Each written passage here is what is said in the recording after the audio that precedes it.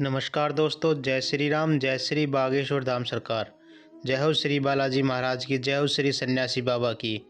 जय माता दी। दोस्तों हिंदू धर्म में सबसे पवित्र दिन माने जाने वाले नवरात्रों का शुभारंभ हो चुका है और चैत्र नवरात्रों की शुरुआत हो चुकी है।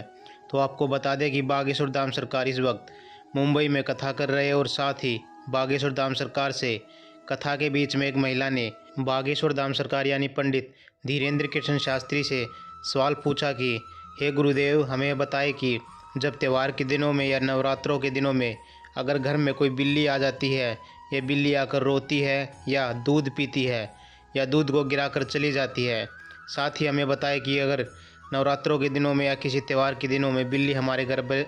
बच्चे पैदा करती है या कुछ भी करती है तो इसके क्या संकेत होते हैं। तो आपको बता दें कि बागेश्वर धाम सरकार यानी पंडित धीरेन्द्र कृष्ण शास्त्री ने कथा के बीच में इसका बहुत ही सटीक उत्तर दिया और साथ ही इसके उपाय भी बताए। लेकिन उससे पहले दोस्तों, अगर आपने हमारे चैनल ऑलवेज ट्रू फैक्ट को अभी तक सब्सक्राइब नहीं किया तो प्लीज़ चैनल को सब्सक्राइब कर ले ताकि बागेश्वर धाम सरकार से जुड़ी और भी जानकारी आपको मिलती रहे। तो चलिए दोस्तों, बात करते हैं। अगर बिल्ली आपके घर पर आती है और रोना धोना करती है या बिल्ली रात को आती है और रोती है तो इसके क्या संकेत होते हैं। तो आपको बता दें कि बागेश्वर धाम सरकार इस पर क्या बताते हैं और इसके क्या संकेत बताते हैं कि बिल्ली अगर आपके घर आकर लड़ाई करती है, रोती है या चिल्लाती है तो इसके क्या संकेत होते हैं। तो इस पर गुरुजी बोलते हैं कि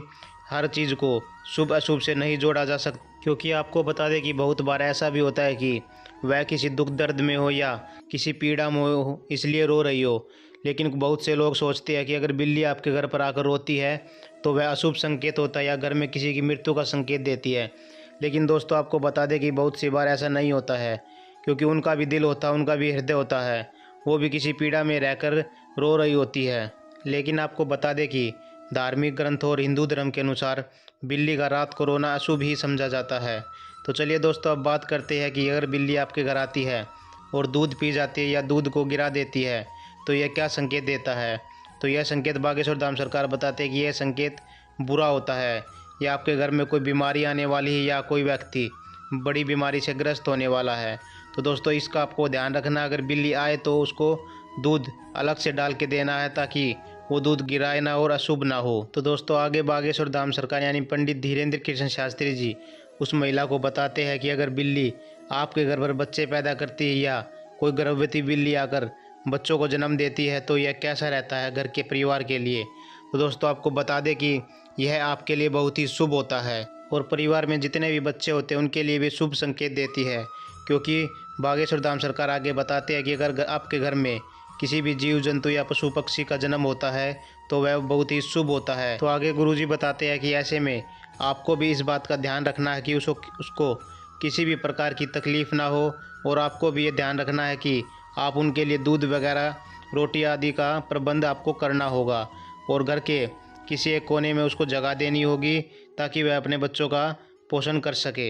लेकिन दोस्तों आपको एक बात का ज़रूरी ध्यान रखना है कि ऐसे में बिल्ली आपके पूरे घर में ना घूमे, खासकर कि वहाँ पर जहाँ पर कलश स्थापना की गई हो नवरात्रों की या दुर्गा माता की पूजा होती है या आपके पूजा घर के आसपास, क्योंकि इस समय बिल्ली अस्वस्थ रहती है, साथ ही अशुद्ध भी रहती है। ऐसे में अगर वह आपके पूजा घर के आसपास जाते हैं तो वह आपके लिए अशुभ भी हो सकता है। तो दोस्तों आपको भी ध्यान रखना है कि ऐसे में बिल्ली का ख्याल रखना है या कोई भी जीव जंतु हो जो आपके घर पर आश्रय लेता है उसका आपको अच्छे से ख्याल भी रखना होता है, साथ ही उनके पानी दूध आदि का ख्याल भी करना होता है। ऐसे में माता दुर्गा आपसे बहुत ही प्रसन्न होती है, साथ ही नवरात्रों का फल भी आपको भरपूर मिलता है। और दोस्तों आगे बागेश्वर धाम सरकार बताते हैं कि नवरात्रों के दिनों में अगर कोई भी पशु पक्षी जीव जंतु या जानवर आपके घर पर आता है तो उसका निरादर नहीं करना होता है और साथ ही उसको मारना पीटना या धमकाना तो बिल्कुल भी नहीं, क्योंकि आपको बता दें कि इन दिनों में माँ दुर्गा का वास होता है और साथ ही माँ दुर्गा यह कभी भी नहीं चाहती कि उनकी उपस्थिति में किसी भी जीव जंतु या प्राणी को परेशानी हो। तो आपको भी इस बात का ख्याल रखना है कि अगर आपके घर में नवरात्रों के दिनों में कोई भी जीव जंतु पशु पक्षी आए तो उसका ख्याल रखना है। साथ ही आपको बता दें कि बागेश्वर धाम सरकार आगे बताते हैं कि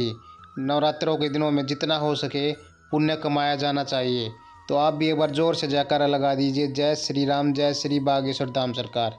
जय माता दी दोस्तों।